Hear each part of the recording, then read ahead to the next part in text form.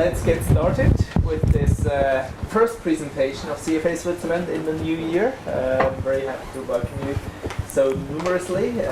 Registration-wise, we have full house, so that's great, and I think that's the right way to start the new year as well, especially since we do have a premiere. This is actually the first time that this paper, this research work is being presented today that we will hear about. So you really get an absolutely topical issue to think about and to discuss. Is there Swissness in investment competence? And the speakers today are Professor Thorsten Hens. He's the Swiss Finance Institute Professor for Finance at the University of Zürich, and strong interest and a lot of research work done on behavioral finance. And his senior research, what's the term again? Associate.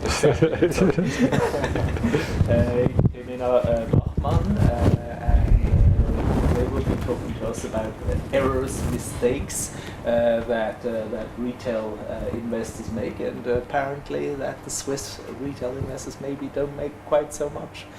So we'll be very curious to learn about how much Swissness there is in investing, and obviously with recent developments, a lot of Swissness is required. So, Thorsten, I think you'll be starting. Yes. And handing over to Kremena. We'll have, as usual, about 3/4 of an hour plus Q&A, and afterwards we'll have the luncheon, which will be one floor up in the bar, with additional opportunities to discuss with you guys as well. All right. As you know, we're taping the sessions, and provided that the speakers approve afterwards, we'll have it as well on our YouTube channel. So, is the camera running? It's on. Okay. So thank you very much for inviting us here. To be in the clouds is always nice. Huh? Usually we are in the ivory tower, but now we are in an even bigger tower, in the prime tower.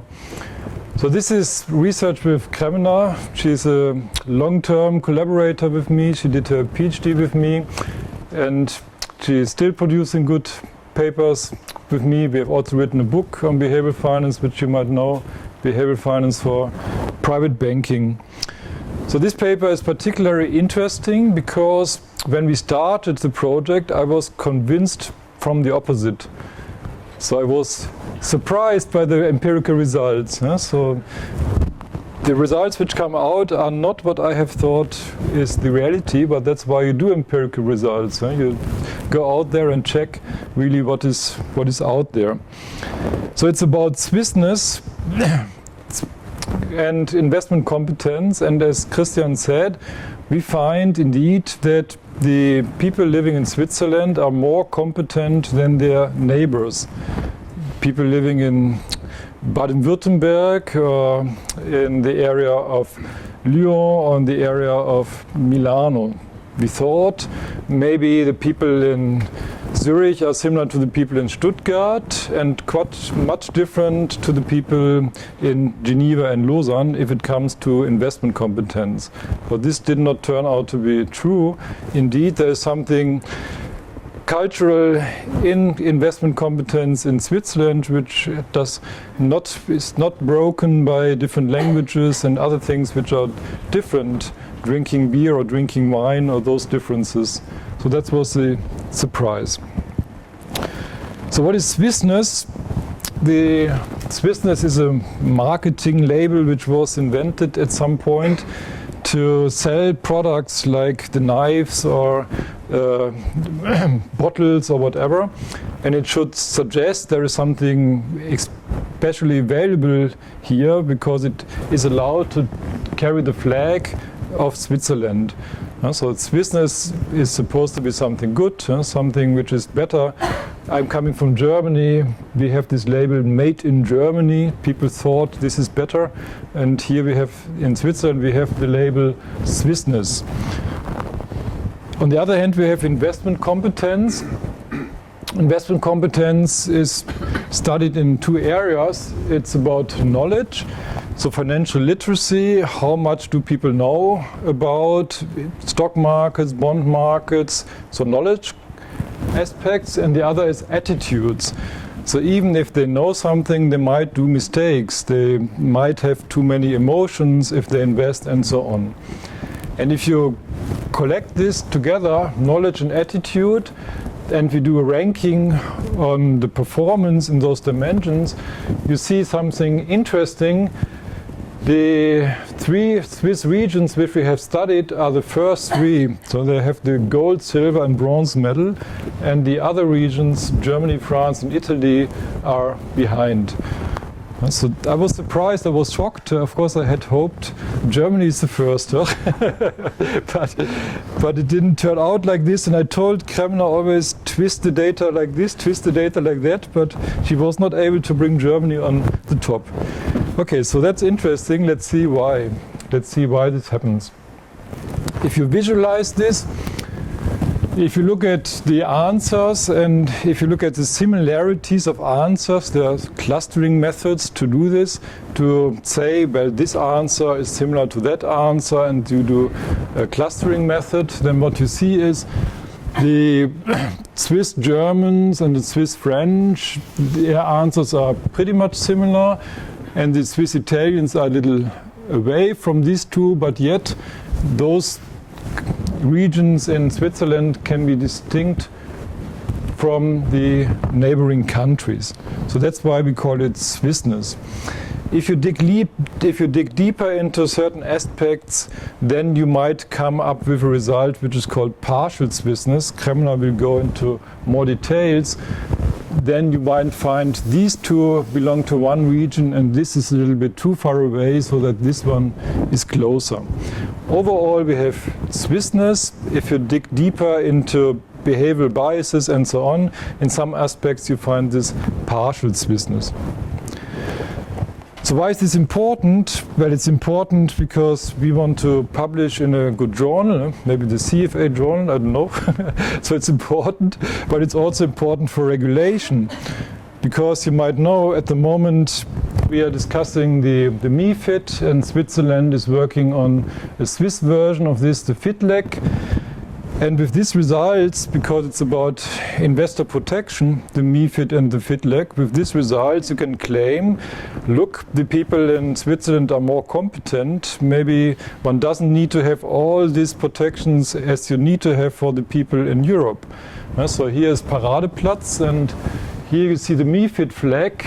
Maybe it's not a good idea for this research. Maybe it's better to do your own thing and do a FITLEC regulation which is more liberal, because the people here are more competent. They don't want to have their hands binded that much as you would need in Europe. Of course, there are other arguments, equivalence and all this, which maybe is overriding my argument, but in principle from our results you might say no, there is a point to have different regulations for the more competent people in Switzerland and for the less competent people abroad.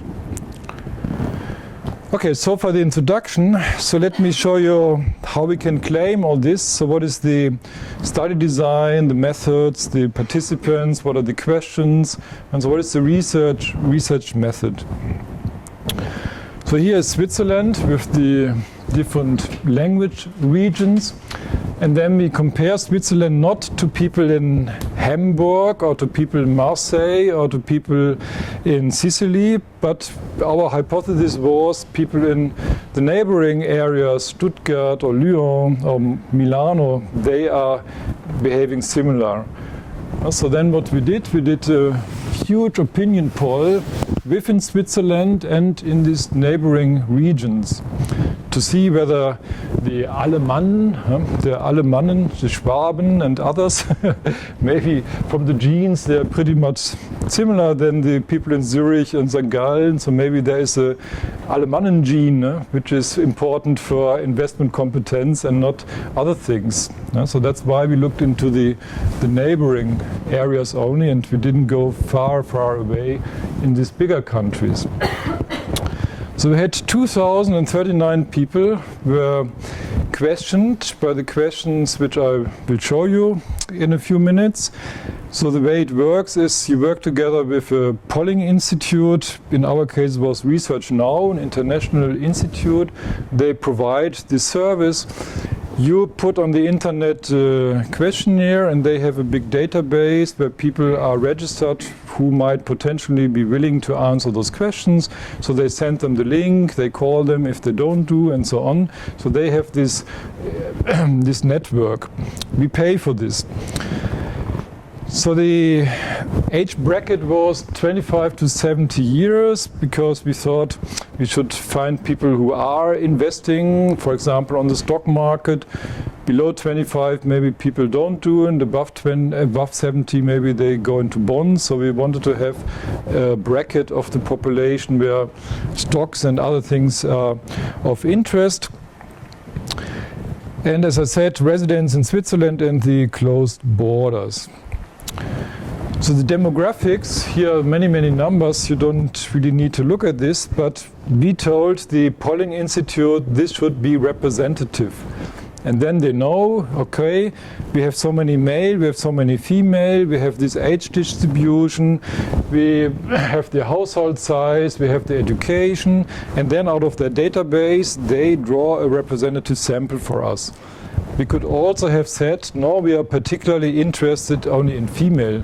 No, we are only interested in a certain bracket of income, and then you would give the demand to the polling institute and they only draw this type of people. But here, since it was, as Christian was saying, meant to be a paper on investors protection, retail banking and those things, we said, okay, let's make it representative from the population. Here is the economic characteristics, whether they own real estate, household income, financial wealth, employment status. All this we asked them to make it representative to the statistical yearbook so that we could say, now this is a representative sample of 2,039 people. So here comes the questions. One part is on investment knowledge and the other is on investment attitudes, on emotions and possible mistakes, behavioral biases. So the knowledge questions are the following. The first question we asked is, which of the following assets classes had the highest return in the long term, in the long run? And then we offer as answers cash, gold, bonds, real estate, stocks and alternative investments. So here, since we mean long run, we mean something like 50 or 60 years, they should have answered stocks. The next question is the past short-term risk. Which of the following asset classes has the highest risk in the short run? Again, cash, gold, bonds, real estate, stocks and alternative investments of these categories. And we would have liked them to say, well, it's stocks, like last Thursday or Friday, so it's stocks. The portfolio size is an interesting knowledge question. How many stocks do you need to achieve a good distribution of risk in your portfolio? 1 to 5 stocks, 5 to 10, more than 10 stocks. So it's a diversification question.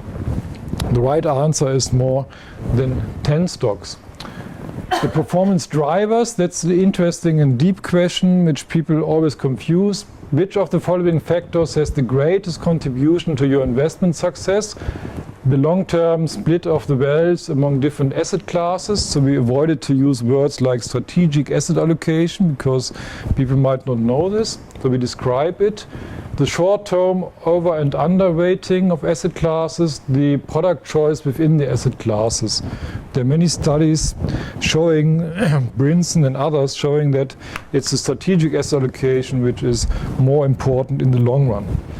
So here you see the research papers who show why this is really important and to show what are the typical biases, why people don't answer the way the reality is. Now the investment attitude, so this was knowledge. The other questions for knowledge. If you look at financial literacy, for example, they have questions on compounded interest or other things to get the investment knowledge. But we focus here more on stocks and asset allocation questions and not interest rate questions. So it's not an idea of savings for the retirement, but it's more about investing on the financial markets. So investment attitude questions is what are the typical mistakes. For example, in financial planning, which statement about the planning and monitoring of your financial situation describes best your attitude? I monitor my financial situation regularly. I review my financial situation only when losses occur. And that's very typical. Yes? Last week, even I checked my account. I try to avoid dealing with many financial situations because I feel uncertain in financial decisions, or I often postpone the planning of my financial situations because my priorities change too often. So what is the typical answer of the people? The next one is the active versus passive investment choice. The price of a stock changed randomly. Suppose that you expect that the price of the stock would increase in more than half of the cases. So it's like tossing a coin, but it's a bit biased. So it's maybe 51 or 52% of the case it increases, and 49 or 48 it goes down. Statistically, the best solution would be buy and hold. And just hold this because it's not changing over time. You always have a better odds if you hold it. Which strategy would you prefer? I buy and hold the stock as long as I do not need the money. That's the correct answer. I buy and wait until I made a certain gain. Then I sell and buy when the price falls. And this is one of the wrong answers. So market timing or gains, losses answers. The reason for continuing to invest, it's very interesting. You should continue an investment by forgetting that you really have this asset. You should look into the future, whether it's a good idea to be invested in this asset. But typically people look into the past. So they try to make the asset part of their family. So that's my asset. And then, of course, the way you deal with your family members is you look whether they have done good or bad to you. So then, if you ask, do you continue to invest? They might say, yes, I continue to invest if I made a positive return, which is a stupid answer. You should not continue because you made a positive return. You should not discontinue because you made a loss, but you should always be fresh and look into the future. It's very important. I consult some pension funds, and one of those, not the one which you know, but one of those, I had a simple trick. Every month we sit together to do tactical asset allocation, and then I realized I have to change the agenda.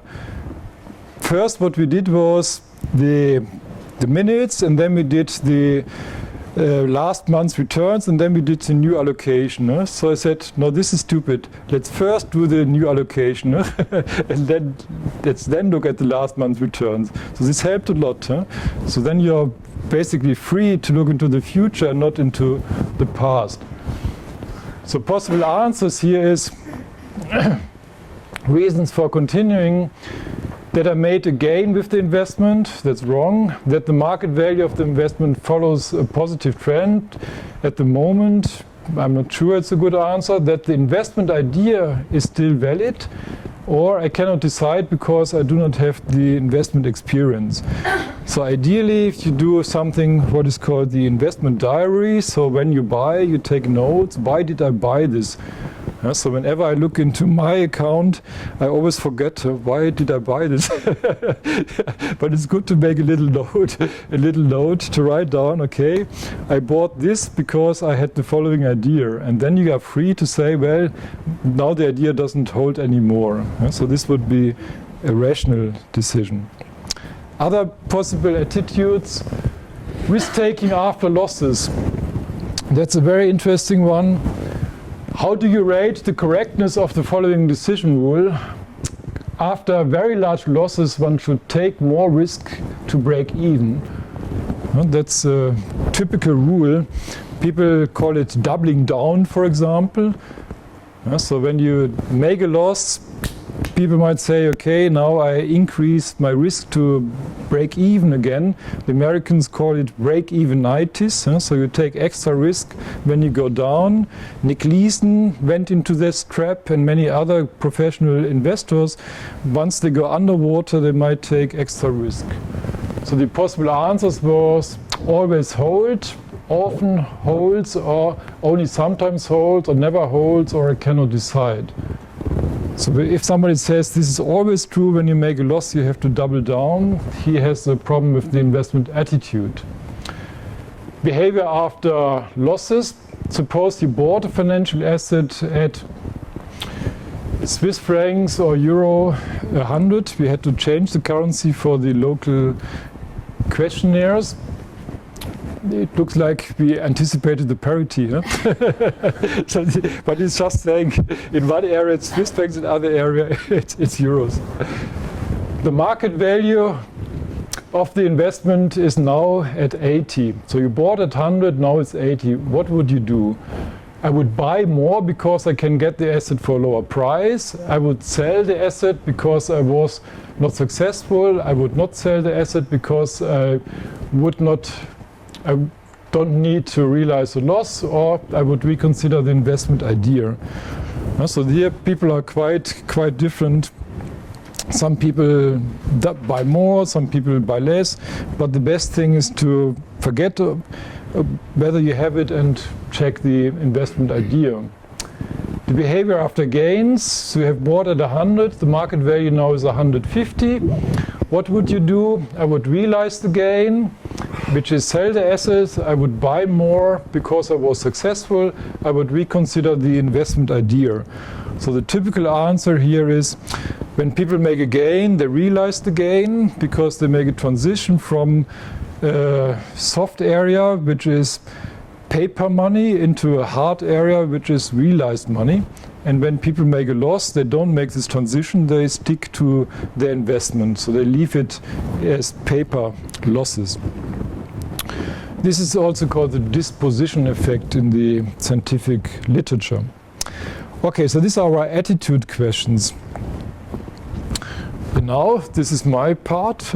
Now I can enjoy all the R squares and P values with you to see what comes out. So what is the result of those questions? But before Kremena starts, maybe you should take the opportunity and ask me questions about why did you do this? Don't you have other things to do? Or whatever. Yes, please.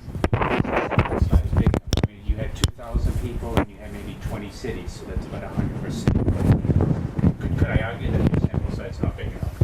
Yes, really have 200,000 people. So of course it's at some point, what do we pay for research now? 50,000? A lot. Something like We paid for Switzerland about 20,000. 20,000? And for abroad about 10,000, so it was an expensive study. Right, so that's why I showed you all these tables to convince you this is representative. So the argument against this is it's representative, but of course it would be much nicer to have more. But the university budget is a bit small. Sure. But from a statistical point of view, it should be enough to. Do you think it's enough? But From statistical point of view. statistically, what you do is you look at the variance in your answers, and then you see the sample size, and then you have the Chebyshev inequality, and then if you look at the CFA binders, it's that is enough. but from the gut feeling, I'm also suspicious. Your questions about attitude, the answers, they were not right or wrong. No, these were just sample. No, but it's just to see how they are not right or wrong answers, correct? Well, sometimes.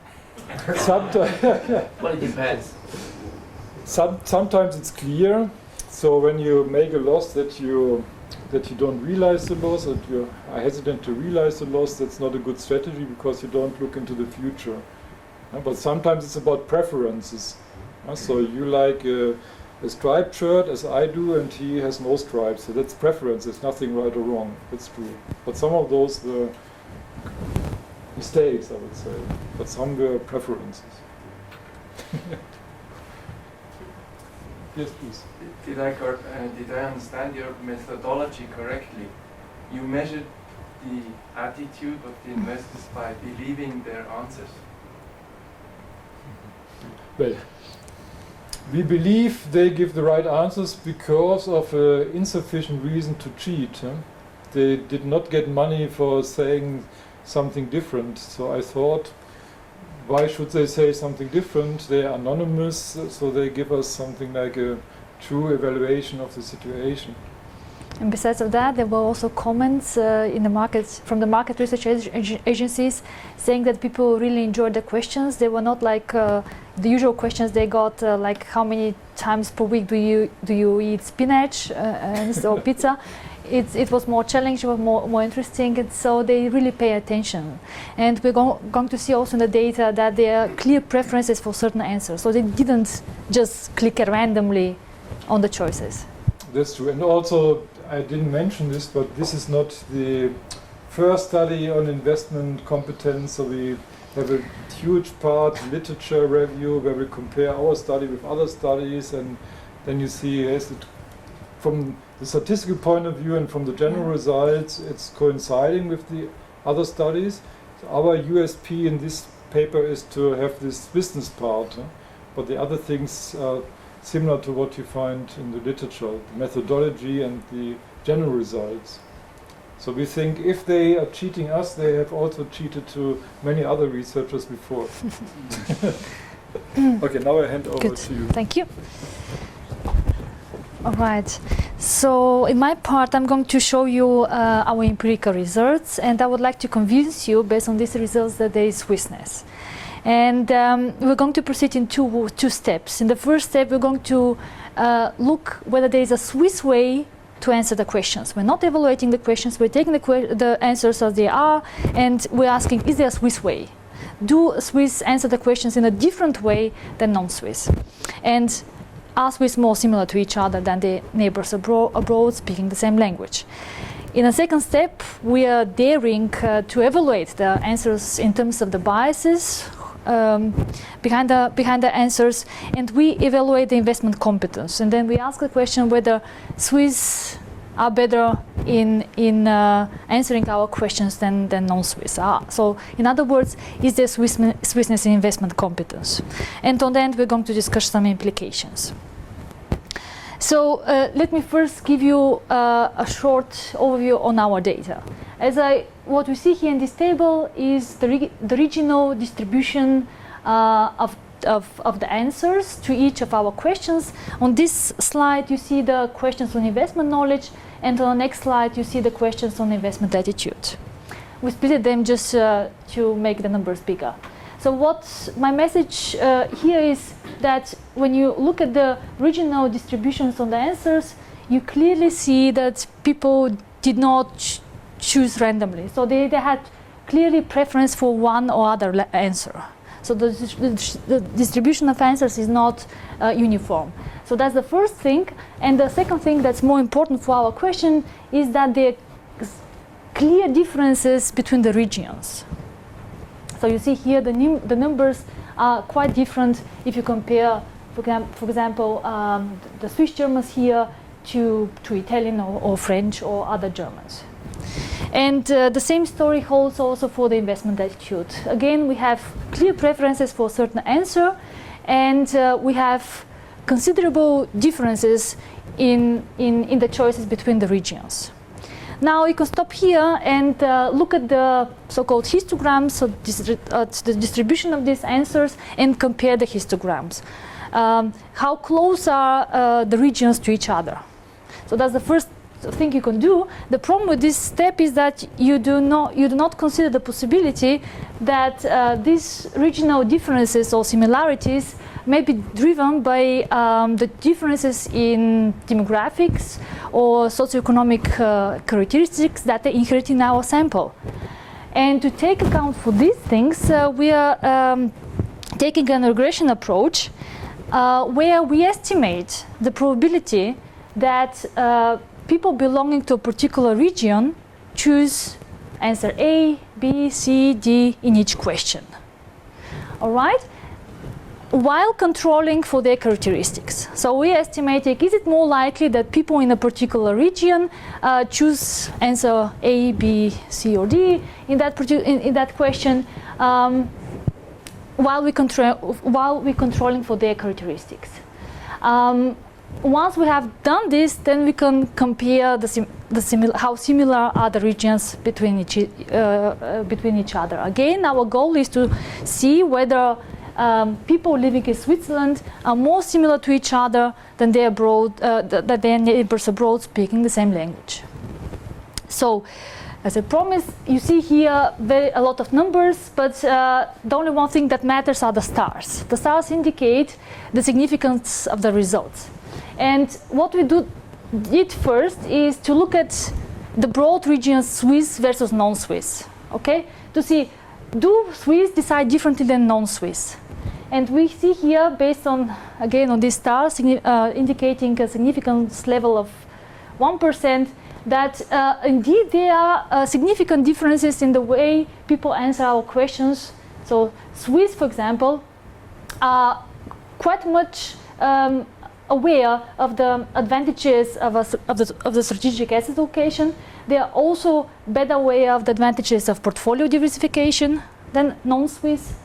And here, in our investment attitude questions, we also see that Swiss are not going to take more losses to compensate for once they have made losses. And they are also less backward-looking after making losses and gains.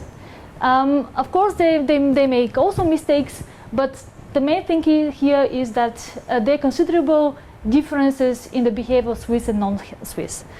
Of course, you can do another sampling. So you can look at people speaking different languages. It doesn't matter where they live. So are there some differences it doesn't matter what kind of language do I speak. And there are, by the way, also other research pointing out that it does matter. The language that we speak has influence on financial decisions and also on investment decisions. So this is why we also take this step. And again, looking at the stars, here the numbers itself do not matter at that level. We see significant differences between people speaking different languages. Now the question, we still didn't answer our question whether there is Swissness.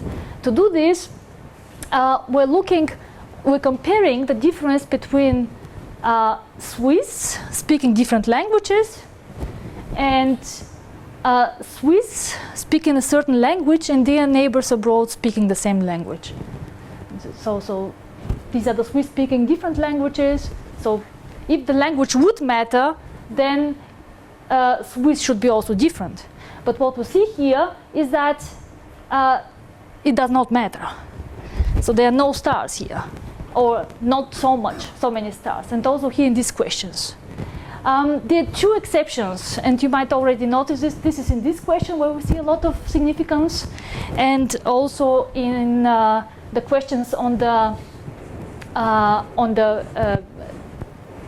returns of different assets. It seems that real estate is something important for Swiss, or Swiss speaking different languages consider real estate as more important than the stock market. And there are also other differences here. When people ask for the reasons for continuing investing, it seems that Italian-speaking guys are more likely to believe in past trends and gains. It doesn't matter where they live. And this is why for these two questions, we observe significant differences between Swiss speaking different languages. But when we look at, when you compare Swiss with their neighbors abroad speaking the same language, then we see that the picture changes. We observe significant differences between these two groups. So Swiss German speaking or Swiss speaking Germans decide differently than their German neighbors just across the border. And here again, also Swiss French, they decide differently than their French speaking neighbors, and also here. And the differences, what is also more important, is that these differences between the Swiss and their neighbors abroad are bigger than the differences between Swiss speaking different languages. So this is actually our main results, and based on these results, we can conclude that there is Swissness, again with the exception of these two questions. But overall, there is Swissness, just based on observation that in the way people answer questions in Switzerland, there are no significant differences. While when you compare Swiss with their neighbors abroad, there are significant differences, just in the way they answer the questions.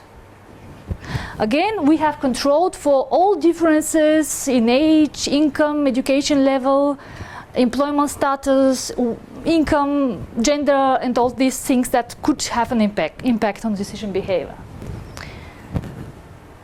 Okay, now I promised you to look at the data just without evaluating it. Now you can do a step to evaluate the answers in terms of the biases. And if you look at that and count the number of questions where people provide suboptimal answers, indicating that there might be some bias in their decision behavior, then you can calculate the so-called investment competence. It's a very simple index based on the sum of investment mistakes or wrong answers. We also, for robustness reasons, we also did tests with alternative measures, and the results hold. So even this simple measure works. So we counted the number of questions where individuals made mistakes or showed some biases in their reasoning, and what you see here in that picture are box plots for each of the region, showing you the distribution of this investment competence, the distribution of the number of mistakes. The regions are ordered based on the averages. So the number of investment mistakes in that group is the lowest, and these are the worst. So the investment competence is highest here and lowest there. And here the lines provide you the median values. So what we also see here is that in Switzerland, the median Swiss make less investment mistakes than the median non-Swiss. Okay, now the question again is, okay, is that significant? Is it influenced maybe because Swiss are richer, they have more experience with assets, with investment, or other things, they may be better educated. So to control for all these demographics and socioeconomic characteristics, we again do the regression analysis I showed you before, but now we used not the answers to our questions, but this investment competence index that I just explained to you. So what you see here is is part of our results. So we'll use the number of investment mistakes as a proxy for investment competence, and ask are Swiss German or Swiss French and Swiss Italian more or less likely to make mistakes than their neighbors abroad. And we see here, yes, they're significantly less likely to make mistakes. Actually, what we also expected based on the box plots I just showed one slide before. Well, are they more similar to? Are Swiss then more similar to each other? Again, our questions on Swissness. Yes. Because, for example, there are no significant differences in the investment competence of French and German-speaking Swiss, as well as between Italian and French-speaking Swiss. However, Italian-speaking Swiss make significant more mistakes than German-speaking Swiss. And now here you might say, okay, is there Swissness then? Well, if you compare these two numbers, these probabilities, so the 0.6 and 0.64, you can conclude that in absolute terms, the Swiss are closer to each other than the Italian-speaking Swiss in their Italian neighbors. So based on these results, we can conclude that there is a Swissness in the investment competence based on all questions. And now you might wonder, where does this come from? Is it knowledge, or is it the attitude questions that support that Swissness? This is kind of difficult questions. Both questions contribute to the Swissness. And in both questions, it seems that the German-speaking and the French-speaking Swiss define the core of Switzerland.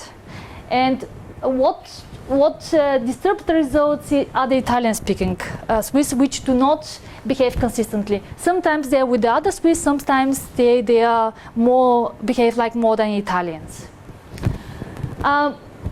So what is also interesting to find, especially when we talk about the implications of our results, is who make more mistakes in terms of socioeconomic backgrounds or demographics.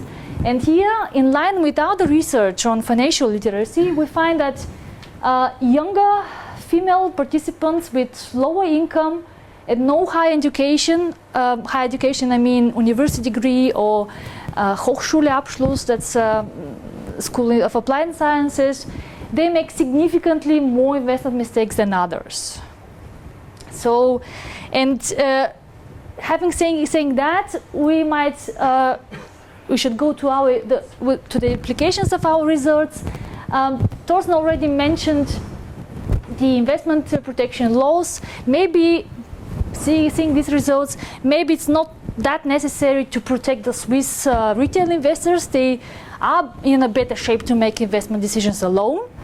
But if you want to support them, then the main target group should be, as I already said, the younger female participants with lower income and no higher education. And because if you leave these people to learn by doing, these with lower income, they cannot afford that. They will go bankrupt, right? They have no possibility to learn out of this mistake just by investing. So if the educational measures are questions, then we suggest a specific target group, and also we suggest that it's not enough to provide investment knowledge to the people, as financial literacy questionnaires might suggest. Our results show that there are other biases, that even if people are aware, have knowledge, they might make mistakes. So if educational measures want to really to be helpful, they should not only provide knowledge, but also train the people to learn how to avoid investment mistakes, how to overcome the biases. And then having said that, I could also refer to our project with the Swiss National Fund on retail banking. We're trying to provide such measures for retail investors, to provide such help to make them better investors. Thank you for your attention, and I'm ready to answer your questions.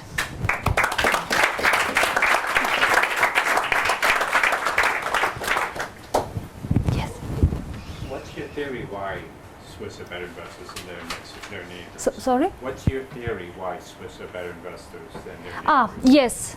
I was also wondering why that. Where does it come from?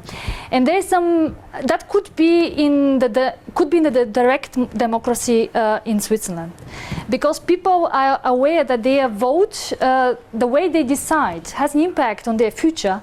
They also try to inform better themselves. And other research show that if people just are more curious about the background of what they're doing, if they try to gather more information, they make better decisions. So in particular, they are more able to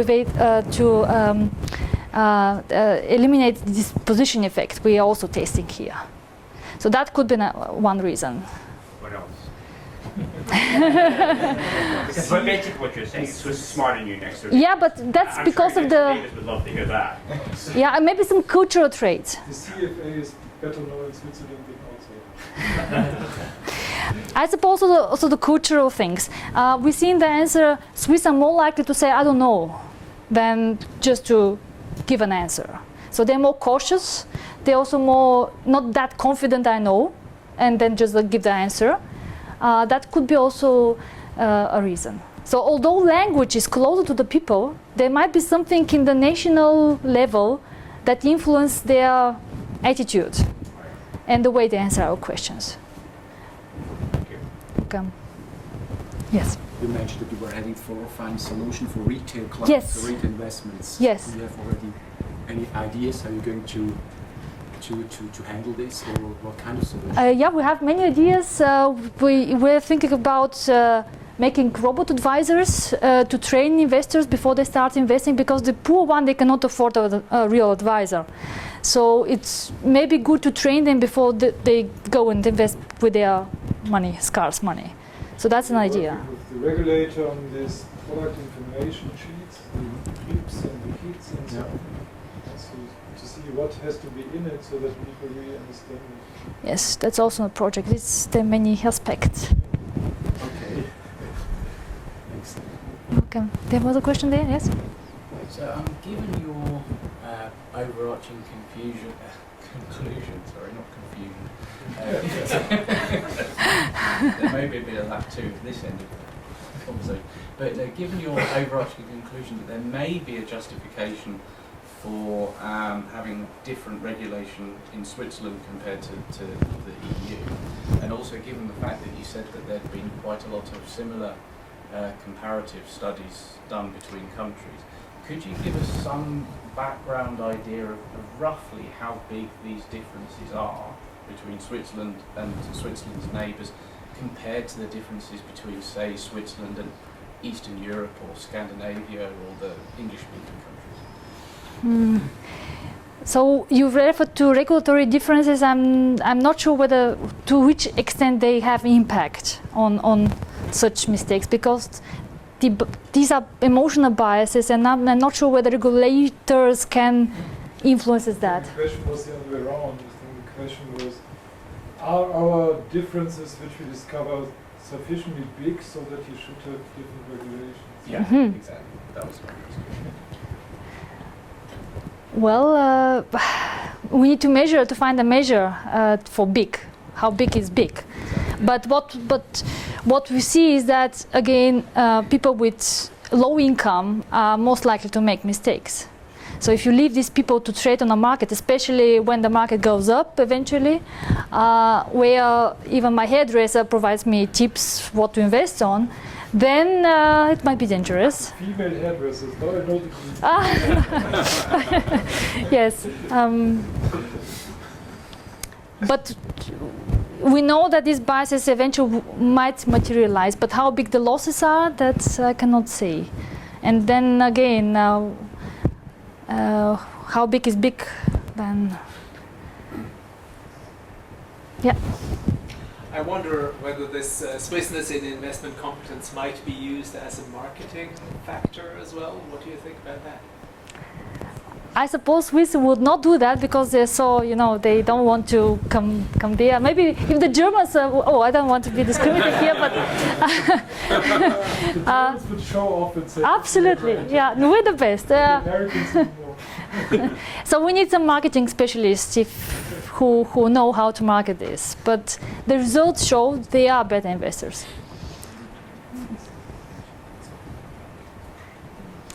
So. Any plans to expand it globally? I mean, you just looked at what you do. This was the sponsoring argument. So it's quite expensive, these things, because although the most expensive country is Switzerland, the other countries might be more cheaper, but if we find the money, then it could be interesting to compare also to Eastern Europe or other culturally very different regions, and maybe see whether they're completely different. But for the moment, Did you also find other differences than regional differences, for example, in age groups or gender groups? Or was that not the point of the study? This was the previous slide. Yes, they are different. Although we try to make representative samples, there are differences in the ages and the income and the wealth, but we controlled for all these differences. So they do not drive. They do not drive our results. Is that what you wanted to do? So Yeah. it's not, No. We can, exactly for that reason we did all these regressions, just to make sure that similarities are not driven because everybody lives in Switzerland and everybody has the same loan and people are wealthier than the people abroad. Last question. Yeah. I think there are as well discussions about training kids at school at an Yes. early age in such Yeah. questions. Wouldn't that be a good idea? train the girls more. Well, I'm not sure about that, about the girls. I'm not sure about this. These are younger women with no education, you know, I don't know. The hairdressers. But yes, I think that could help because younger people, they don't have also income, cannot gather experience by themselves, could be costly. So, but yeah. Okay. Well, thank you very much. Let's give a hand to Kremena and Thorsten. Thank you.